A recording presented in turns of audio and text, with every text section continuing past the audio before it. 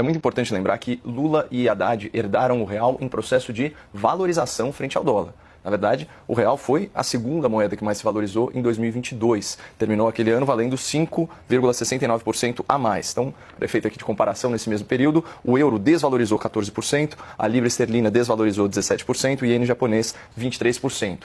Lula e Haddad também herdaram um país com a economia crescendo 7,7% no último biênio e com as contas públicas no azul. Olha só essa manchete do portal G1 de janeiro de 23. Contas do governo federal têm superávit de 54 bilhões de reais em 2022, diz Tesouro Nacional. Portanto, o ponto de partida para o governo petista na economia era bastante confortável. Mas de lá para cá, a coisa está indo ladeira abaixo e em 2024 o real já é a sétima moeda que mais se desvalorizou no mundo. Perdeu 20% do seu valor em relação ao dólar.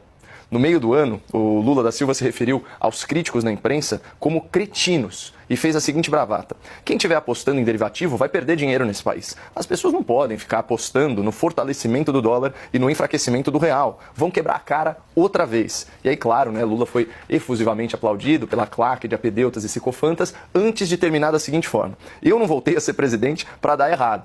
Só um detalhe, naquele dia o dólar estava cotado a R$ 5,51. Então, trazendo aqui para a atualidade, segundo a nossa CNN Brasil, o dólar operou com volatilidade e fechou em alta após atingir o patamar histórico de R$ 6,20, conforme cresce a desconfiança com a política fiscal do governo Lula. Então parece mesmo, como disse o Dr. Alessandro, que o mercado está descrente em relação ao pífio corte de gastos proposto pelo ministro Tachad para fazer frente ao gigantesco rombo fiscal provocado pela incompetência e pela irresponsabilidade do governo.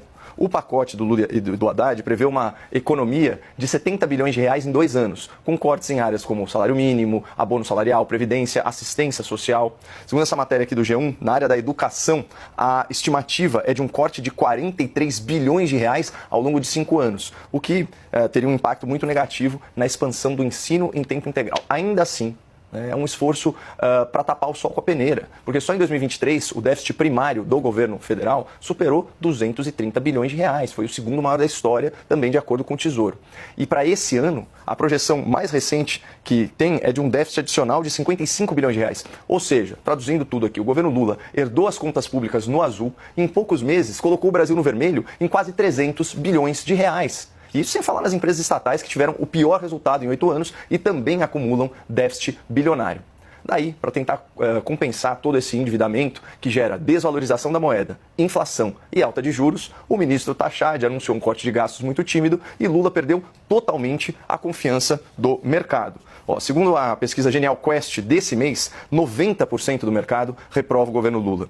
96% considera que a política econômica está indo na direção errada e 88% acredita que a economia vai piorar ano que vem. Então, essa é uma opinião quase unânime dos principais operadores financeiros do país. Eles não confiam numa administração que gasta mais do que arrecada, que contamina as estatais com politicagem, que ataca a independência do Banco Central e que não cumpre as suas próprias metas fiscais, apesar de bater recorde atrás de recorde em arrecadação.